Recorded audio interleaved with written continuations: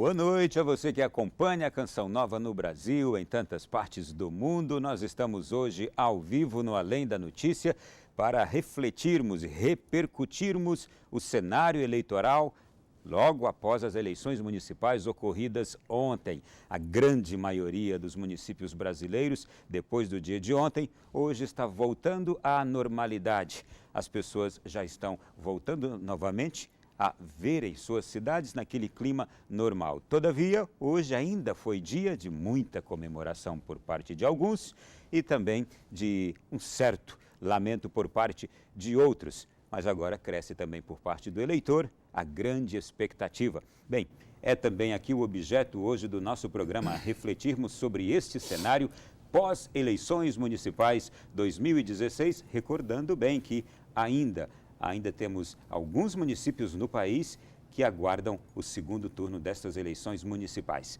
Bom, para falar sobre o tema de hoje, quero receber aqui dois caros amigos, o cientista político Valdir Alexandre Pucci. Tudo bem, Valdir? Tudo ótimo, Ronaldo. Obrigado pelo convite. Prazer mais uma vez tê-lo aqui. Eu que agradeço o convite. Temos aqui também o advogado especialista em direito civil, empresarial, eleitoral e tributário, Isley Dutra. Bem-vindo, Isley.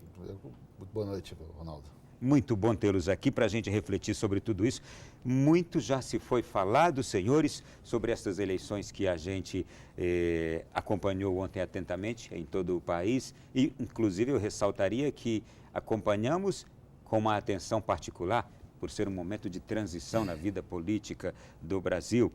Já deixo os senhores livres para as primeiras considerações. Pucci, por favor. Bom, eu acho que essa eleição ela trouxe alguns ensinamentos, alguns aprendizados para a sociedade e também para a classe política. Eu acho que o principal aprendizado aqui foi justamente a resposta que a sociedade deu. Eu acho que um número importantíssimo é a questão das abstenções, dos votos brancos e dos votos nulos. Ou seja, ficou claro para a classe política, para a sociedade, que a política tradicional não tem mais espaço no país. Se ela persistir, nós teremos cada vez menos participação da sociedade dentro do processo político. Então, acho que é uma coisa que a gente tem que estudar muito ainda, ter muita atenção nesses números, principalmente que nós vamos ver no segundo turno nas poucas capitais. Muito bem.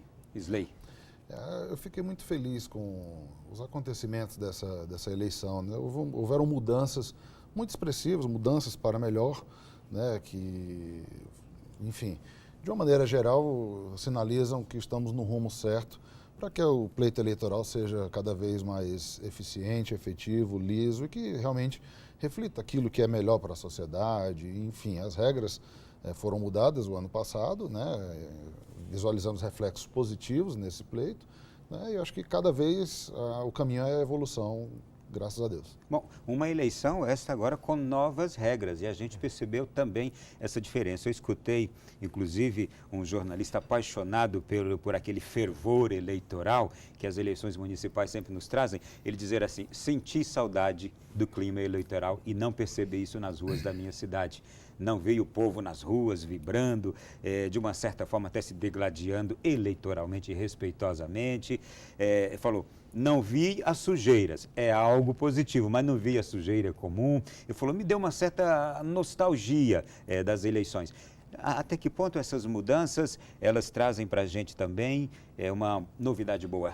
Eu acho que a novidade boa seria o custo das campanhas, que diminuíram bastante neste ano. Então, nós tivemos uma diminuição de praticamente, por dados do TSE, de 4 bilhões de reais em números absolutos. Ou seja, é um valor muito grande se a gente pensar em apenas 4 anos, o que foram as eleições de 2012 e o que foram as eleições hoje de 2016. Só que eu tenho que concordar com esse jornalista que você falou, principalmente porque eu acho que o Brasil, com esse tempo de campanha muito reduzido, falta um espaço maior pro debate político em toda a sociedade. Você acaba tendo que o cidadão, ele escolhe o seu candidato muitas vezes por 15 segundos na televisão, 10 segundos que ele tem na televisão, então que ele diz o nome dele e o número, onde é que estão as propostas. Ou então com simples santinhos, que muitas vezes ele nem acaba lendo esses santinhos. Então eu acho que no ponto positivo é a diminuição dos custos, mas nós temos que rever uma forma de voltar o debate político no país. Eu acho que isso aí é essencial. A campanha foi marcada por pouco debate político, por pouca discussão, pelo espaço de tempo e pelas regras que engessaram bastante a forma de fazer campanha a partir deste ano.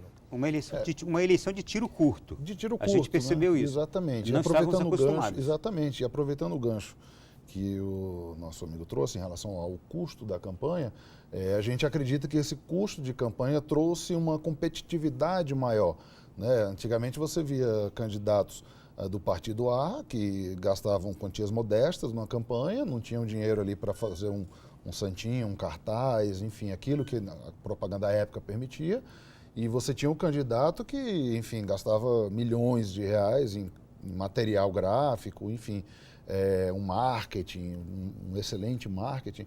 Então a gente via que a eleição ela era definida não pela qualidade do político, não pelo debate em si, pela discussão de ideias, mas pelo realmente o capital investido, né?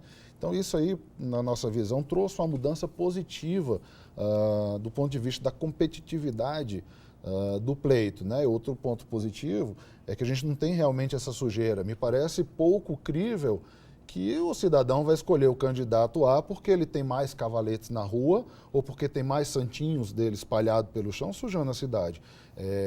Isso aumentou realmente a concorrência na campanha e que vai vencer realmente o candidato que tiver melhores propostas, melhor conceito, um histórico melhor, digamos, em relação ao seu passado, sua vida pregressa. Né? Aqui a gente está colocando pontos positivos e negativos, todavia os positivos são bons, mas os negativos deixam questionamentos. Eu acho que eles deixam questionamento para a gente repensar as leis eleitorais no país. A gente fala muito de reforma política. Vamos fazer, e toda vez que a gente faz ou pensa que fez uma reforma política, até o doutor pode me corrigir, a gente, na verdade, tem um arremedo de reforma. Mudam-se algumas coisas pontuais. Esta foi uma mudança drástica com a doação apenas de pessoas físicas e no tempo de campanha, mas a mudança real a gente realmente não faz. Então, por exemplo, uma coisa que eu sempre cito, nós colocamos que essas mudanças foram feitas para diminuir o custo de campanha, como bem observado. Só que eu teria como diminuir esse custo mantendo o debate, por exemplo, mudando de fato o sistema eleitoral brasileiro, saindo desse sistema proporcional de lista aberta, onde o eleitor vota nominalmente num deputado, num vereador, que foi o caso desse final de semana, e adotando um sistema distrital, onde você aproximaria o candidato do eleitor e o debate em um espaço menor seria muito mais rico, teria muito mais chance de acontecer do que o que nós vemos hoje. Então eu acho que a gente teria que pensar justamente em mudanças efetivas no sistema partidário e político brasileiro. E por mais que, até mesmo você que está em casa, diga assim, puxa, mas é tão chato esse negócio de campanha eleitoral, é tão chato essa programação no rádio e na televisão, essas propagandas. Se formos ver o rádio e a televisão, passaram 35 dias. As campanhas duraram um pouco mais. Antes do rádio e da TV, elas já haviam começado, não é? Sim, começaram no dia 15 de agosto. Todavia, se percebeu, de fato, faltou clima eleitoral. Talvez as Olimpíadas tenham contribuído para isso também. E faltando o clima, faltou o debate, faltou a conversa, faltou a discussão. E aí eu entro com você. Será que foi benéfico essa eleição acontecer assim, como que no flash desse jeito? Eu acho que não haveria outra forma de acontecer. É aquela questão, nós temos que seguir as leis. Nós estávamos programados para ter uma eleição este ano, como ocorreu normalmente. O errado seria a gente modificar uma data justamente para os acontecimentos que aconteceram. Por exemplo, Olimpíadas, o impeachment da presidente Dilma, que seria algo que poderia falar assim, mas isto turvou a campanha eleitoral. Não é motivo. Acho que a gente consegue trabalhar todos esses aspectos e poderia ter uma campanha mais efetiva neste momento. Muita coisa precisa ser revista, né, professor? Assim, esse modelo distrital já é adotado em outros países, né? E a gente, isso é uma opinião pessoal, a gente acredita que esse modelo do quociente eleitoral e quociente partidário, ele não reflete a realidade, ele não reflete a vontade do povo. Pegando como exemplo, o pessoal de casa que talvez alguns não estejam familiarizados com isso, todo mundo já ouviu falar que um deputado mais votado puxou outros deputados de votação menos expressiva. Então, o que acontece? Se a eleição é para verificar a vontade do povo, na nossa opinião, nada justifica você ter um candidato que teve uma votação inexpressiva, assumir um cargo, ser eleito só porque um outro candidato do partido dele teve uma votação expressiva. Para mim, aquele candidato que não teve uma votação expressiva, a vontade do povo ficou muito clara. O povo não quer. É uma forma legal de burlar também. Exatamente. A vontade do povo. Para mim fica muito claro que o povo não quer aquele candidato.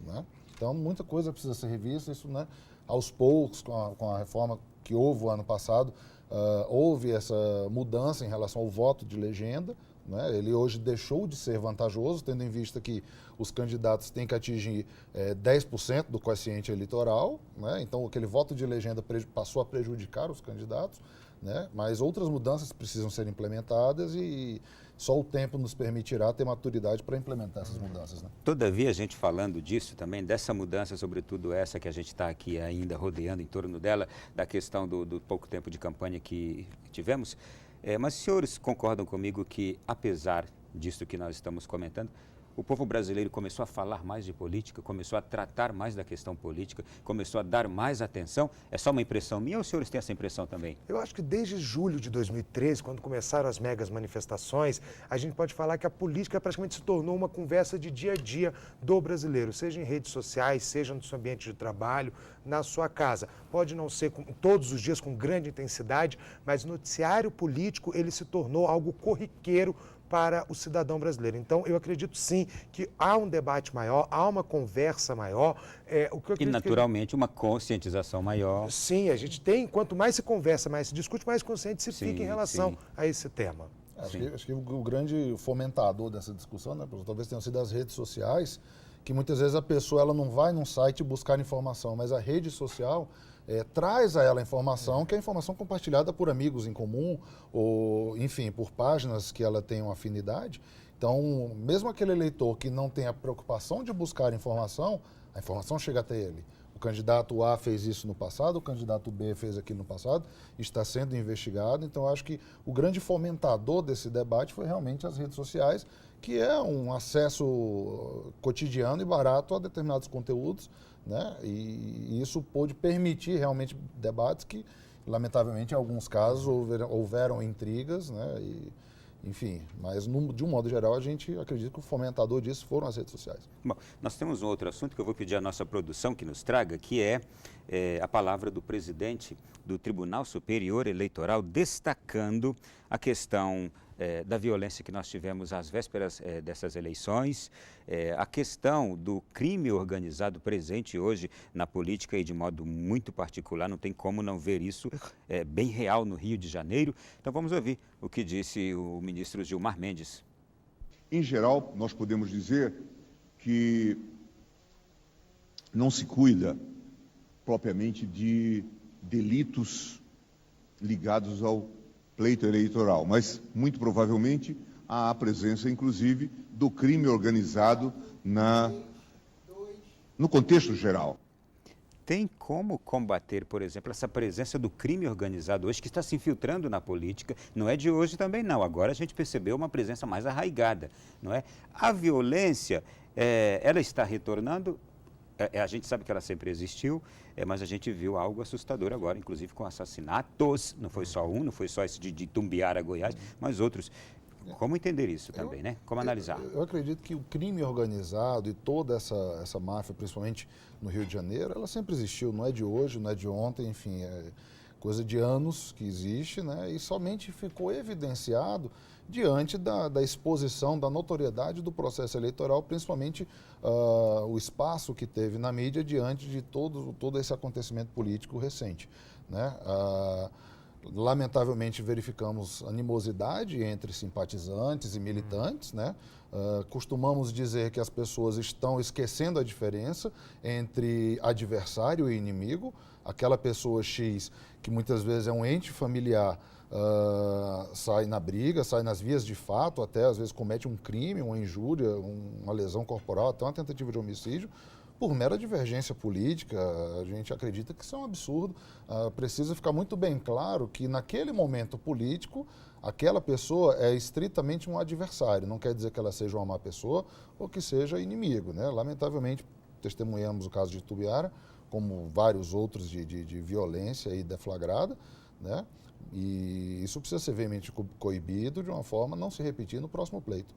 Tudo bem. Algo a dizer, Pucci? Não, acho que o professor complementou bem essa questão da violência. Nós vamos fazer o seguinte, nós vamos agora para o nosso intervalo e na volta nós vamos trazer aqui números, resultados, perspectivas, análises diferentes também aqui sobre vencedores, vencidos, daqui a pouco.